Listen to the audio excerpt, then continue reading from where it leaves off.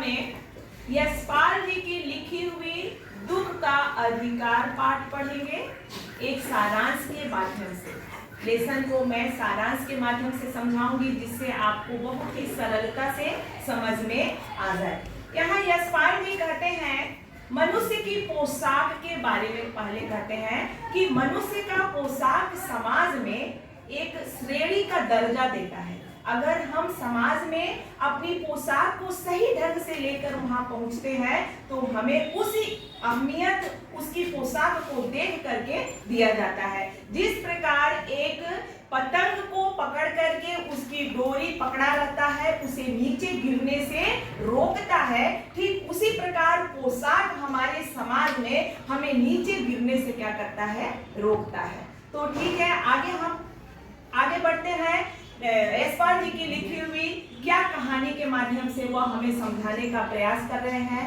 तो पहले मैं बताऊंगी, लेखक कह रहे हैं कि फुटपाथ के पास एक अधेड़ उम्र की औरत बैठ करके खरबूजे बेच रही थी और वह अपने शरीर को ऊपर से नीचे तक ढकी हुई थी और ढक करके वो अंदर ही अंदर फपक फपक कर रो रही थी और उसकी रोने का कारण कोई भी नहीं पूछ रहा है कि आखिर में ये औरत रो क्यों रही है। उसे अलग अलग प्रकार के उसे व्यंग कसते हैं। कोई उसे कहता है कि क्या जमाना आ गया है, इसके पुत्र को अभी 2-3 दिन हुआ मरे हुए और यह बेहाया फुटपाथ पर बैठकर खरबूजे बेच रही है। कोई कहता है कि अरे आजकल के जमाना तो है, सिर्फ पेट की पड़ी होती है, किसकी दूसरों की पड़ी है। अलग अलग प्रकार के उसे व्यंग कसते हैं और वह उसके दुख को कोई भी जानने की प्रयास नहीं करता है। लेखक उसके पास जाने की साहस भी नहीं कर सकता क्योंकि यहाँ पे पोशाक बीच में अड़चन बन जाती है। वह जानने की प्रयास करता है कि कारण क्या है।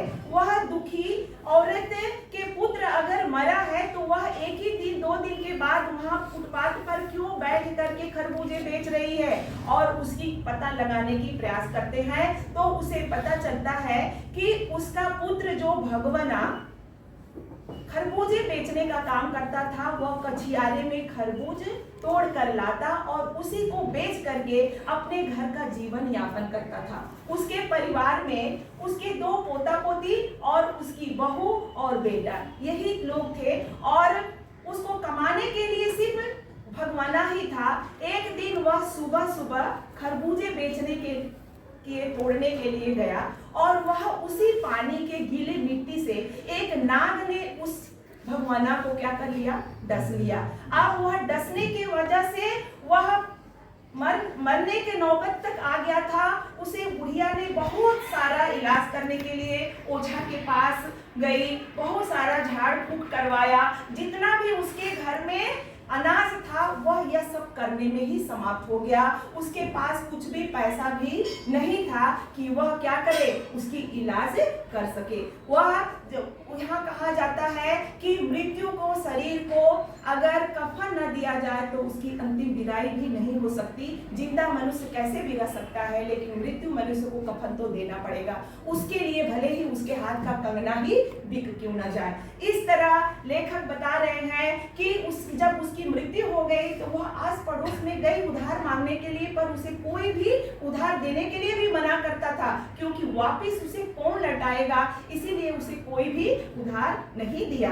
इस तरह लेखक जो जान जाते हैं तो उनको एक अमीर घर की औरत की याद आती है कि उसके भी पुत्र का भी हाल ही में देहांत हुआ है, लेकिन उसकी जो पुत्र के जो देहांत होने के बाद वह इतना रो रही है, 6 महीने से वह बिस्तर पर पड़ी हुई है और उसे देखने के लिए लोग कतार लगाए हुए हैं। बार बार डॉक्टर आ रहा है, बेहोश हो रहा है। लेखक कह रहा है कि क्या दुख मनाने का अधिकार सिर्फ अमीरों को होता है, क्या गरीबों को दुख का अधिकार नहीं है दुख मनाने का।